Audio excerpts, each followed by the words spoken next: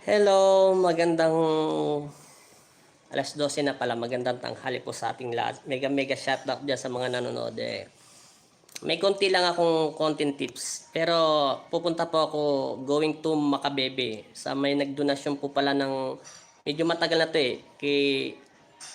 Sa family Malong, taga Toronto, Canada. Yung nagbigay po ng nagdonasyon po para sa Santo.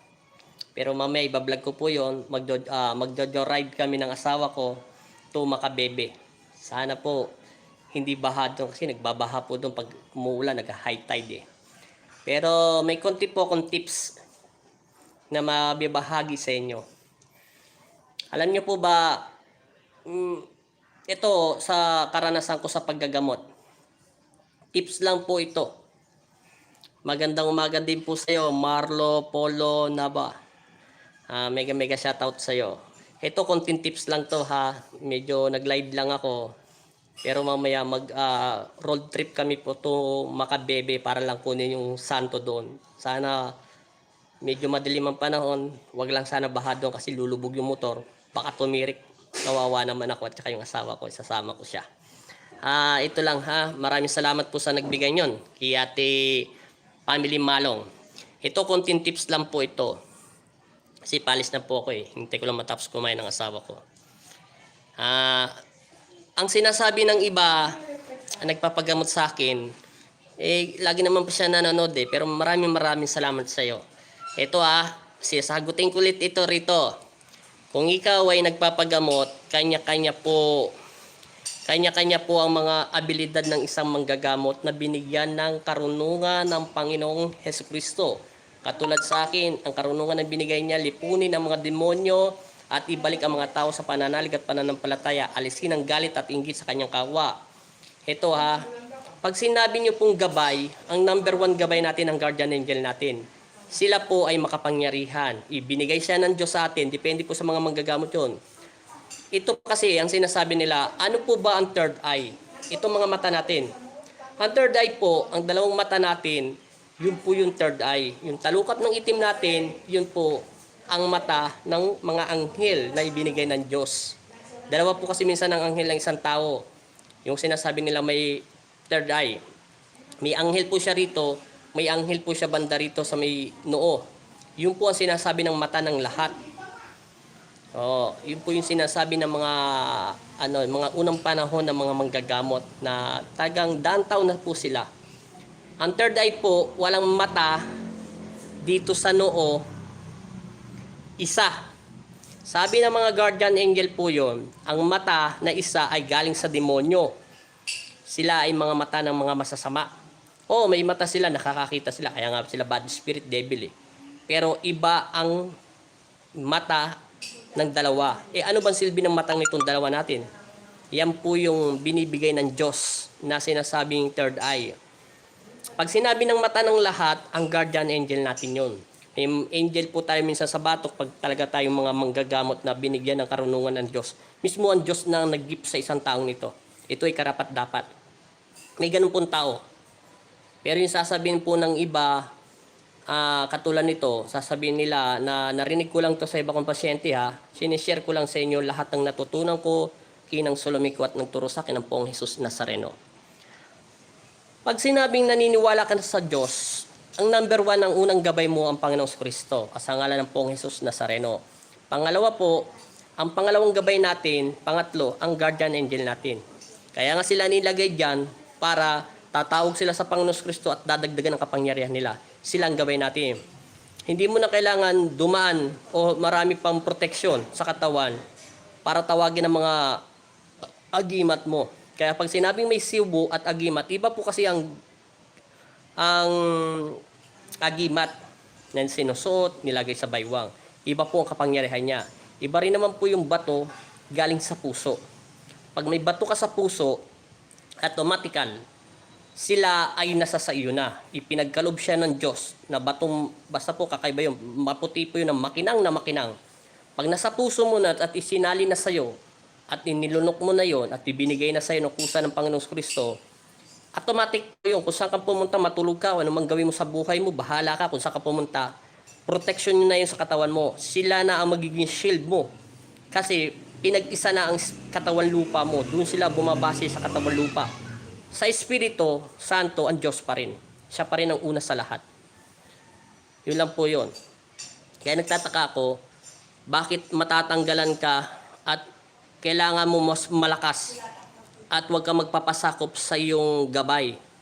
Ang Diyos nga po ang paulit-ulit ko sinasabi, sino ba ang nagpapalayas na masamang espiritu? Liba ang Panginoong Kristo lamang at si Jesus Kristo. Yun po yung gabay natin. At ang mga anghel natin, yan ang pangalawang gabay natin. Sumailalim ka sa kapangyarihan ng Diyos kasi tao lang tayo, sila ang magpapalis. Pangalawa po yung mga guardian angel natin, sumasanib sila sa kapagkatao natin para hindi tayo masaktan. Pero pa ho yung medalyon na ibinibigay ng kapwa ng sinaunang mga manggagamot na may dasal na Latin at pinagpapatuloy mo to dahil pinagkaloob to sa'yo, iba naman po yun para sa mga balat nating sa katawan po namin, para hindi po kami masaktan o masugatan ng basta-basta ng aming mga kalaban ng mga laman lupa, kung anong bang hawak nila o kaya mga mangkukulam, mambabarang aswang, katulad po ng mga aswang, ganun po yun. May iba-ibang kapangyarihan, pero ang pinakamalakas na kapangyarihan sa lahat, sabi ng aking anghel at sabi ng Poong Jesus Nazareno, ang pananalig at pananampalataya. Dahil pag sumaiyo ang aking Ama sa langit, walang sino man, una sa lahat, siya ang makapangyarihan. Kaya hindi nyo, nakikita nyo po ako naggagamot. Kung hindi lang suot ko minsan rosaryo lang, minsan wala pa ho. Kasi meron akong kapangyarihan sa puso ko na si Jesus. Ibinigkalob niya sa akin itong batong ito ng proteksyon sa katawan. Kaya hindi nila ako maatake at masaktan ng ganong kabilis kasi nakabalot ng aking katawan. Yun po ang sinasabi. At wala pong mata sa noo. Ang mata daw sa noo, sabi ng Panginoon Kristo at Panginoong Jesus Nazareno, sa pangitain ko at ang mga nagturo sa akin, ang mga matatagal na, at saka po yung nasa mga guardian angel natin, ang mata daw ay isa ay galing sa demonyo. Ang mata pong dalawang ito, pag sinabing mata ng lahat, anghel yun na binigay ng Diyos. Nakikita niya ang lahat ng body spirit, pero hindi mo to nakikita. Paano siya makakapasok sa katawan lupa mo? Tatawag ka sa Panginoon at babasbasan siya ng Diyos na sumaiyo. Ibig sabihin, may basbas siya, una pa rin ng Diyos, pangalawa lang siya. Sumaiyo ang anghel ng Panginoon Kristo. Sasanib yun sa katawan mo.